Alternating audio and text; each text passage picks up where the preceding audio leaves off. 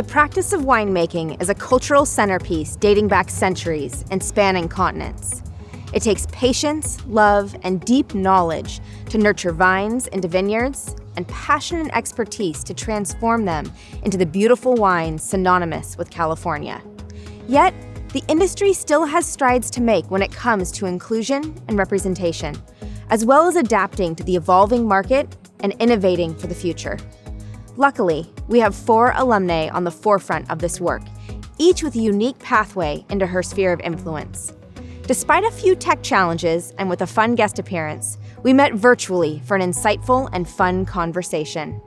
While I wish we had come together over a bottle of wine, I encourage you to pour yourself a glass and enjoy their stories and experiences shaking up the wine industry.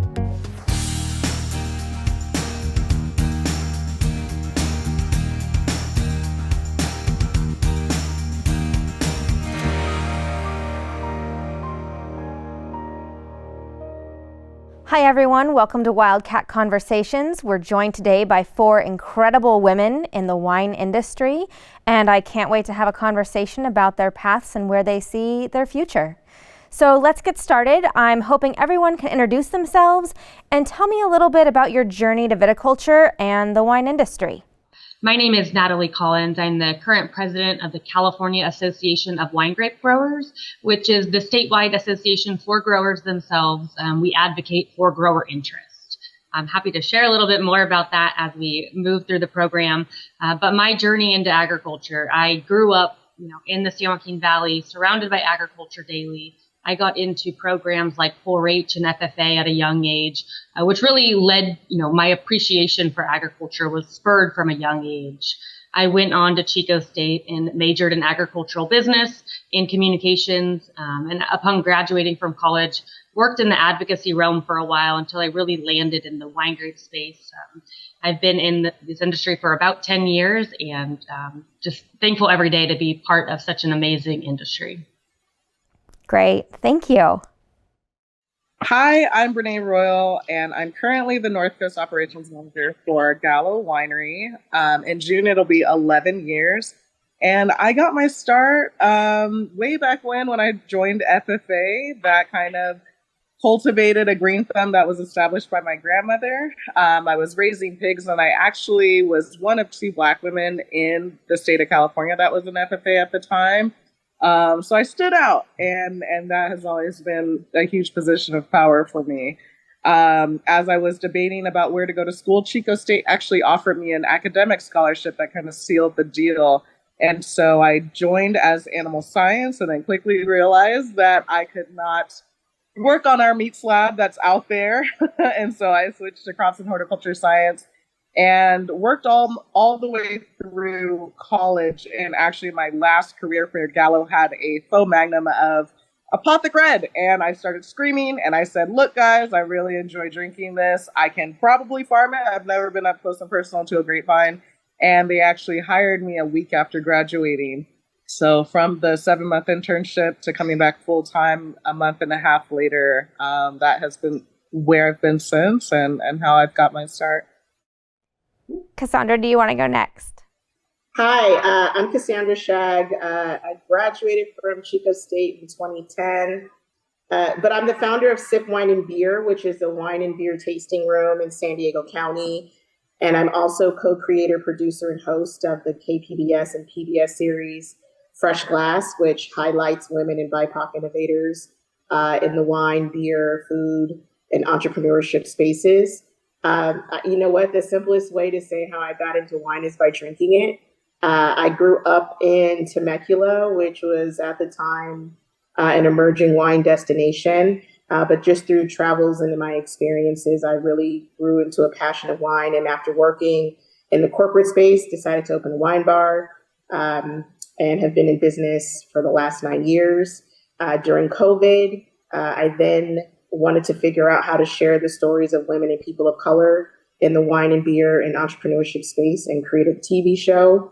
And luckily, the first season is Emmy nominated and we received an Emmy for the show. And happy to announce that I'm working on season 2 as well as other endeavors in the space. And so, look, I'm just a sheer person who likes wine and has an appreciation for both women and people of color in that space because I understand the difficulties. And anytime I can share those stories, it's a win for everyone. I like wine and storytelling too. So. And I have plenty here, so just let me know. All right, and last but not least, our fourth panelist. Yeah, hi, I'm Rena Damari, and I'm one of the owners of Elevation 10 Winery in Clarksburg, California, which is just about 15 minutes outside of Sacramento. But had a little bit of a circuitous route to the wine business. I was in public policy as a staff person in the Capitol, and my assembly person that I worked for represented the Napa Sonoma area. So I started to become very familiar with kind of the issues, public policy issues that presented themselves to the wine growing regions of the state, and just became very interested in it. And then over the years, as I moved on to lobbying, represented a number of wineries and a winery association.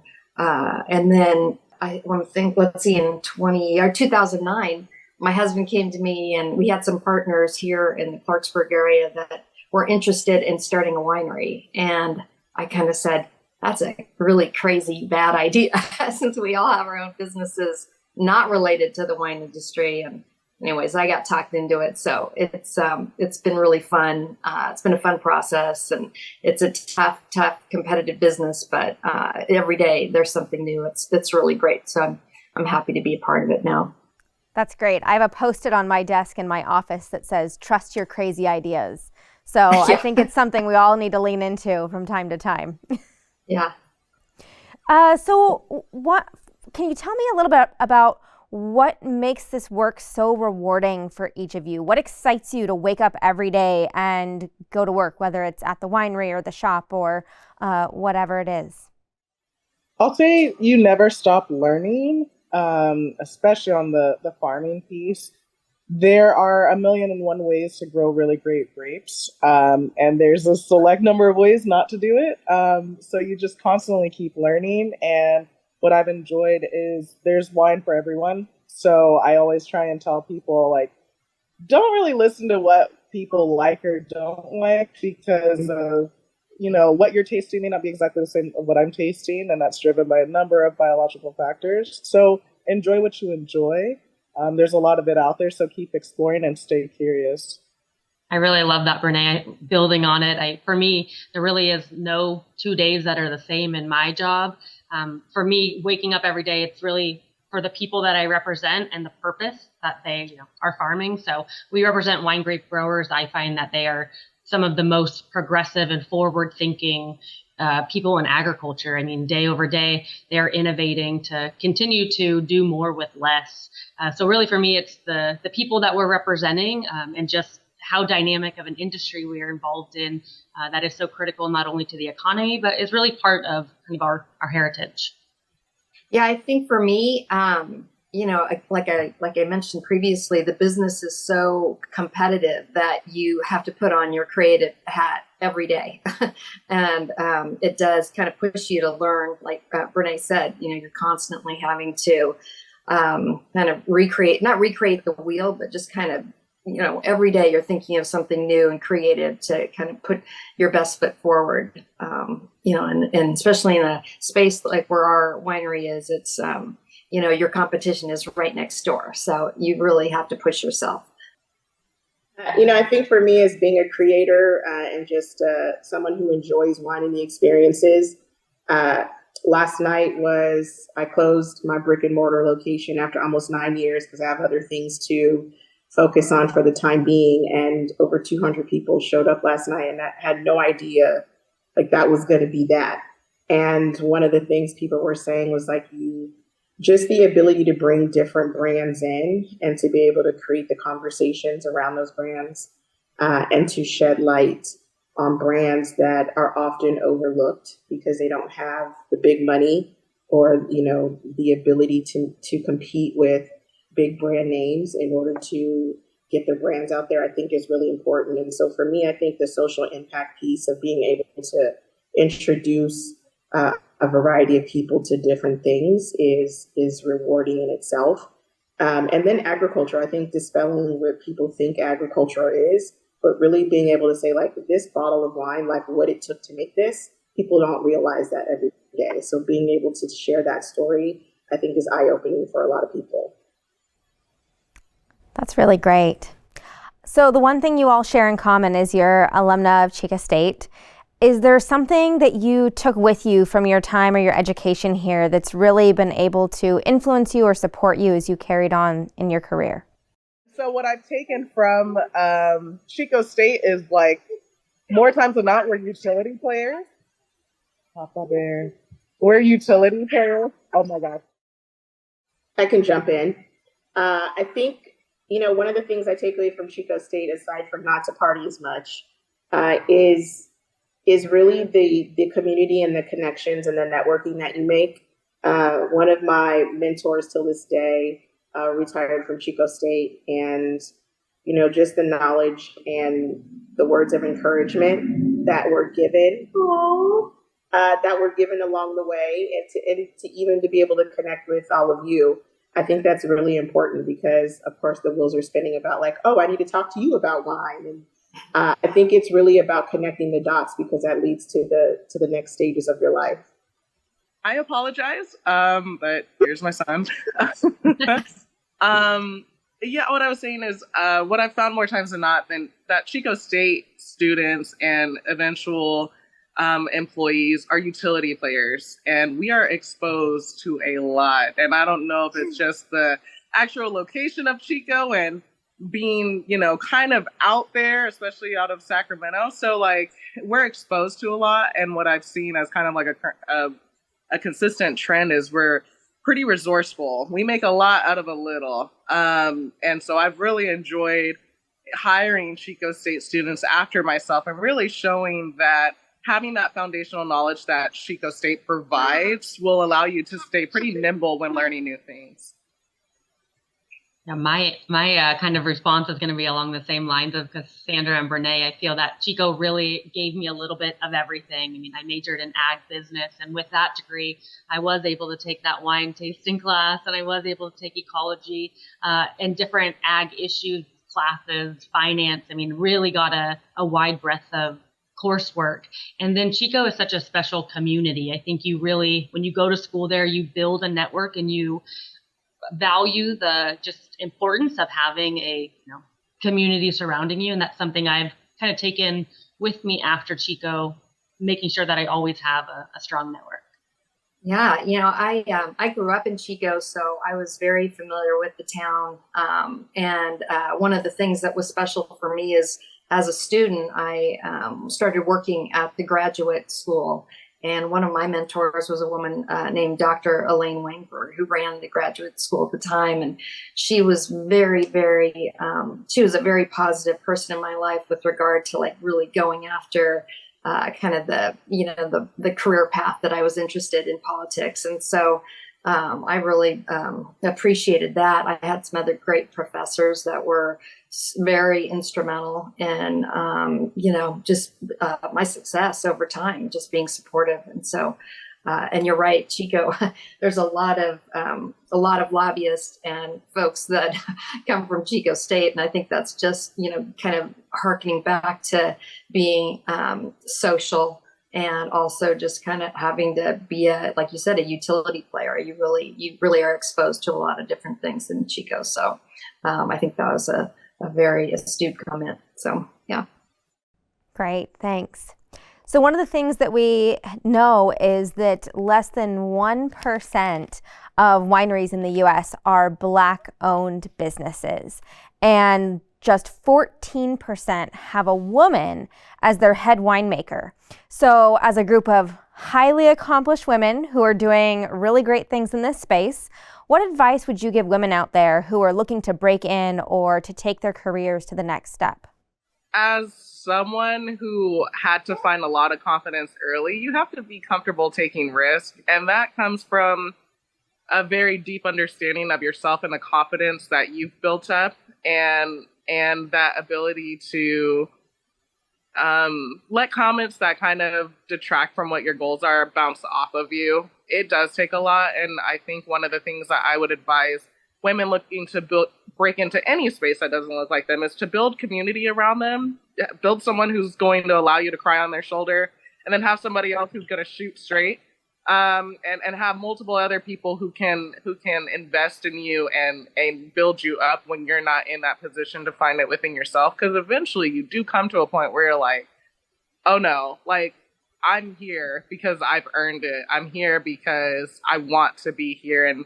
And regardless of however I got my foot in the door, I've maintained my position here or more than likely progressed in it. So I will say start to build up people around you that will give you access. Usually we're 1 degree of separation from somebody who's really going to give you an opportunity. So remember that this industry, like many others, are relationship based, and try and always put your best foot forward, especially in brand new rooms. A big piece of that is advocating for yourself, but also putting in the work. As Brene said, you can get in the door, but then it's on you to prove yourself and to really have the drive to get to that next step.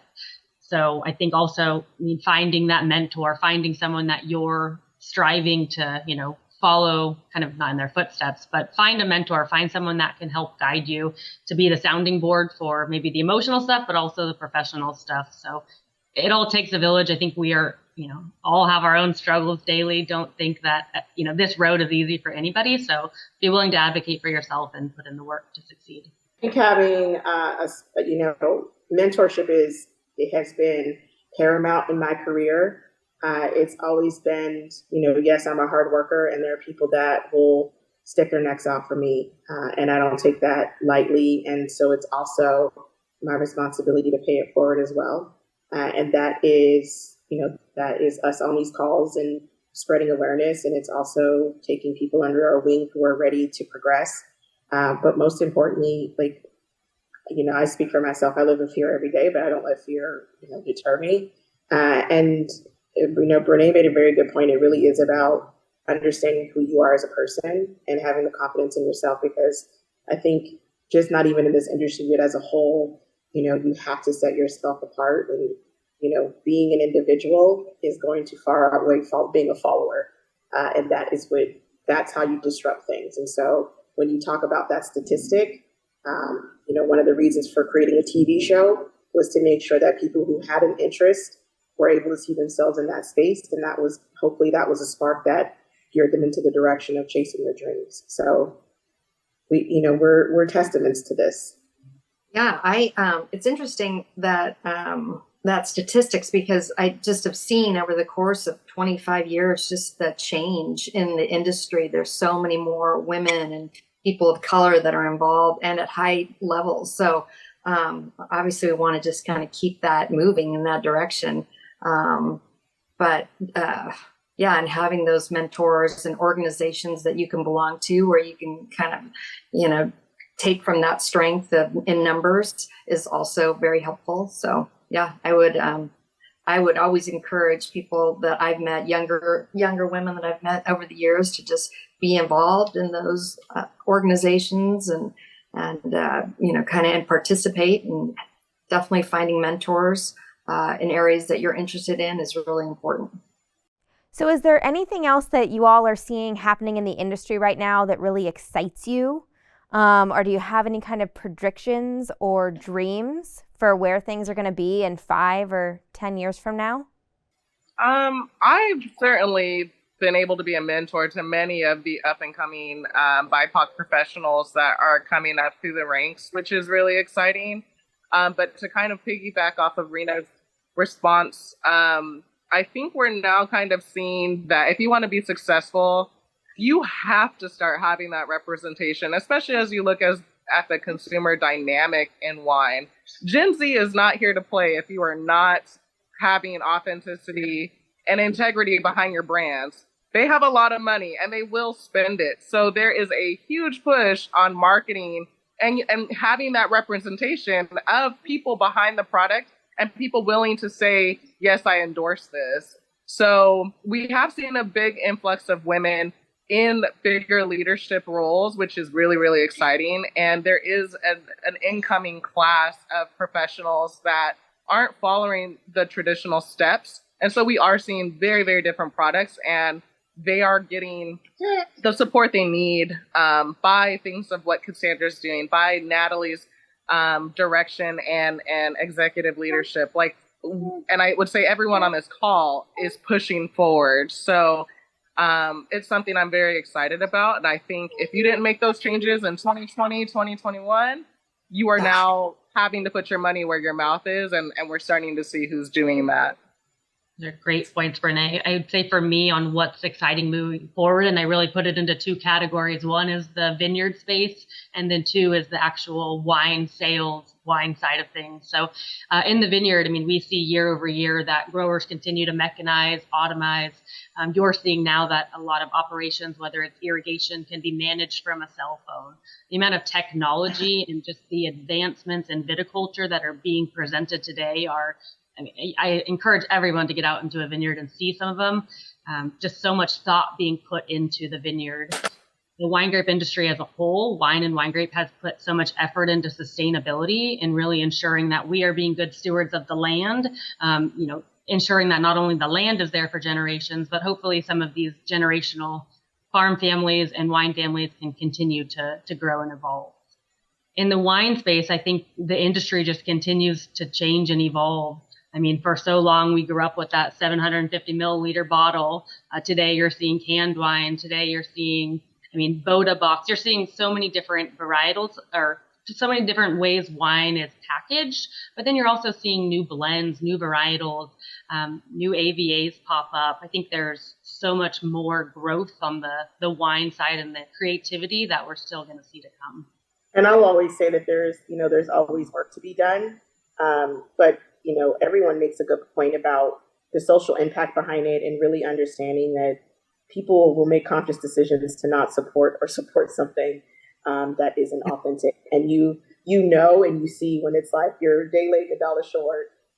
But I will also say this too. I think that it's important to really understand what the economics look like, because even in working with a lot of the wine and winemakers, like, things are costly, and understanding and how to translate that to the consumer, where it's like, no one wants to, this is an expensive business. And not only that, it's like, well, why don't you have a lot of Black winemakers? It's like, well, look at the layers of that. What's the percentage of Black people that own farmland or agriculture? And then that's when you start to understand and pinpoint what the systemic disparities look like. And so there's always going to be more work to be done. But there is a ongoing call to action for brands to really step it up, and to not do something just because they're trying to make $1, but because it is the right thing to do. Yeah, I think the economics of the industry is changing, dramatically, and we've seen that just in the decrease in consumption, and with new generations kind of just looking at, going into a restaurant and a glass of wine is, upwards of $15.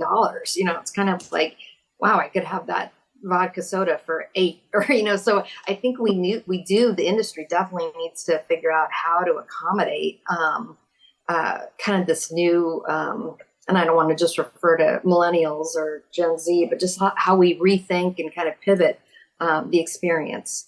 I know we're kind of going through that on a daily basis, and it's no easy feat, because the economics of the industry is really evolving, and I think just the economy in general drives what people are purchasing, and we need to be responsive to that. So you all have talked a lot about what individuals like you can do in the industry, and what's exciting and what the industry needs to do. I may not be in industry, but I'm definitely a wine drinker. What would you say the consumers can do to help advance these initiatives or a better future for the wine industry?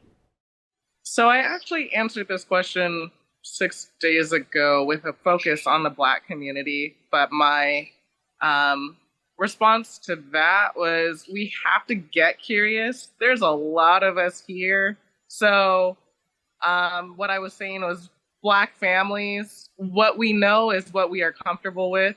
I can tell you today, I have 3 girls that do my hair, and I drive upwards of 2 hours because I know my hair is going to be done, and I'm going to be looking fly. So there has to be this instance of curiosity, because we had a number of people on that panel, just as we do on this call today. And it's like, we're kind of maxing out. I feel like I've been everywhere. And so I'm accessible. We are accessible. So for as much effort as we are putting out to be educators and to bring you on to what we're producing and creating, there has to be a sense of curiosity, because we're not going door to door, but be curious about wine, ask questions. And I hope we as educators can remove this maybe shame around saying, I like sweet wine, or this is what I know, this is what I like, and we can turn it into an educational moment. But I think as wine drinkers, be curious, ask questions. There's so many outlets for you to reach somebody personally. I'll piggyback on that, Renee. I think as a consumer, go try new products, new wine. There is no one size fits all approach to wine. If Rena likes Chardonnay and I don't, that's fine. There's so many different varietals, different brands. Get out and taste them.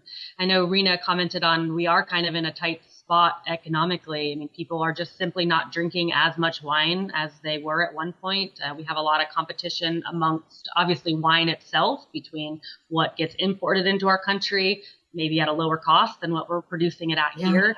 But we also have competition across all spirits and all together. So I would say as a consumer, my kind of call to action would be to, if you find a winery that you like, I hope it is something local, California, support that winery. Go buy that wine, because I think growers are hurting right now as winery contracts aren't being offered because they're not able to sell as much fruit. So I'd say get out there, be part of the industry. Ashley, you said you're not in the industry, but you're a consumer. And in my opinion, that's part of the industry. You're supporting it. So that's where I would be. Well, on a quick note, look for single serve options. That's a lot lower investment to take a risk. So, start with single serve options, whether it be canned or the box one, or even just the small 375s. Start that way, where your investment is a little bit lower, your risk is a lot lower, and you start to get exposed. Cassandra, Rena, anything to add to that? Yeah, again, being curious. I know we always have our favorites that we always go to, but sometimes it's great to just encourage folks to, kind of spread their wings a little bit and think outside of the box. And, I certainly try to do that, when I go to the grocery store and there are 1,000 bottles in front of me. It's like, what do I want to try? Something new. So, just always encouraging folks to be curious and kind of get outside of their comfort level. So it would be, that would be my advice. Okay, so speaking of spreading our wings, we were going to finish our conversation today with a little lightning round where we're hoping for just some quick answers from you all. So I'm hoping everyone can kind of pop around and tell me, what is the kind of unheard of, lesser known varietal that you think people need to spread their wings and try, that you're really excited about right now? Fiano. Let's say Chenin Blanc. Oh, sorry, Chenin Blanc for me. Grenache. Okay. Yeah. Falangina. Okay, learning things. And that being said, what's your go-to wine? Zinfandel. The Pinot Noir. Bubbles. Oh, nice. Yeah, that's good. Bubbles. Bubbles. I like that. Is there a really unusual or fun food wine pairing that you've had or that you love? Fried chicken and bubbles. Yeah. I love that. Yes. I love doing some candy and more white wine pairings. Nice.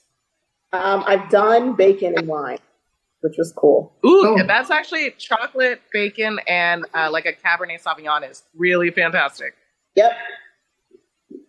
Well, I just recently tried mushroom is always a really hard thing to pair with wine. And we did a pairing just recently with a mushroom risotto and a new Pinot Noir. And I was a little surprised, but man, it was really great. So it's always kind of hard. Some things are hard to pair with, and that's one of them. But I guess just kind of the earthiness of Pinot Noir works for that. So. Great. And then the last one, you get a little bit of time, you can get away for the weekend or maybe a little longer and go to a new wine growing destination. What's first on your list to go explore and taste some wines? Either Texas or Virginia for me. Not the quickest trips, but very worthwhile. I was told I need to go to the Finger Lakes. Yes, you do. I would say I'm an equal opportunist California wine drinker. There really is something magical in every area. I mean, I would encourage you to get out to each and every one of them because every region has something different to offer. Yeah, I'm interested in going into the Baja area. I understand they have a real burgeoning industry there, and I'd be real interested to see what they're making. Yeah, it's pretty cool. Yeah. It's not far for me, so it's, yeah. Everyone goes now. Oh, okay. Yeah. I need to get there. Awesome. Wonderful. Okay. Well, those were all my questions. Does anyone have any final parting wisdom they want to share with our audiences today? You talked a lot about the importance of mentors, and you all just have such great wisdom to share. I want to turn it back on you for one last final remarks. Ask questions. As someone who did not come out with a traditional viticulture and enology degree, I've become really good at just becoming a sponge and just retaining information and really utilizing it when it was necessary. So just ask questions and don't feel like you're ever asking a dumb question, because in my 11 years, I've yet to run into one. What were you going to share, Rena? I was just going to say, as a tasting room owner, I'd really like to get rid of dry January. Concept that kind of has turned into dry February. It's really, it's not helpful. But there is a lot of exciting things in the market with these new low alcohol and no alcohol options. We have not embarked on that yet, but I think that's going to be really kind of an interesting and upcoming part of our environment in the wine business. So I'd say my final words, and I think you can tell by just simply the diversity in our jobs on this call today, is there are so many opportunities in the wine grape and wine space. California alone employs over 422,000 Americans, and nationwide the industry employs 1.1 million. So it's a very big industry. I mean, look at from growing grapes to winemaking to sales, distribution, marketing, and to advocacy, to owning a tasting room. I mean, it is so big and all encompassing. So I truly challenge you. I think there is an opportunity for everybody in this space. And just don't think it's all winemaking or grape growing. Lots more of opportunities for people to get involved. I think I say this as a whole, because I think we're in a space that many look is very risky, or, how do I do that? And I think the biggest thing is like individuals who really have a passion for this is trusting their gut, and really figuring out the focus that's necessary in order to really pursue this. And when in everything that I do, like my friends are like, "Are you going to be okay closing your shop?" And I'm just like, "I have things to do," And you really have to trust the process and that you have to make decisions for the better interest of you and what the journey holds for you. And I just, as college students, I teach high school in the morning, right? And students are so just like, "What am I supposed to do with my life?" And what you're supposed to do is live. So if you live, you then start to uncover what you love to do and how that morphs into a passion. And that doesn't happen overnight, but I wish someone would have told me to live earlier on in my life instead of trying to be this person checking these boxes. Because my journey is my journey, but I know now it's just like, what's going to happen is what's going to happen. So. Well, I just want to thank all of you for sharing your journey with us today. It's been such a fun conversation, really enjoyable to be in this virtual space with all of you. I want to raise my virtual glass to each of you. I wish we were sharing one together right now. There we go. And just want to offer up a cheers and a thank you to everyone who joined us for this Wildcat Conversations with Women in Wine. We're glad to have had you. Thanks. Thank you. Thank you. I had a great time, and I hope you did too. Thanks so much for watching. Join us again soon for another Wildcat Conversation. To keep up with future episodes, subscribe to our YouTube channel and Chico State Today. Go Wildcats!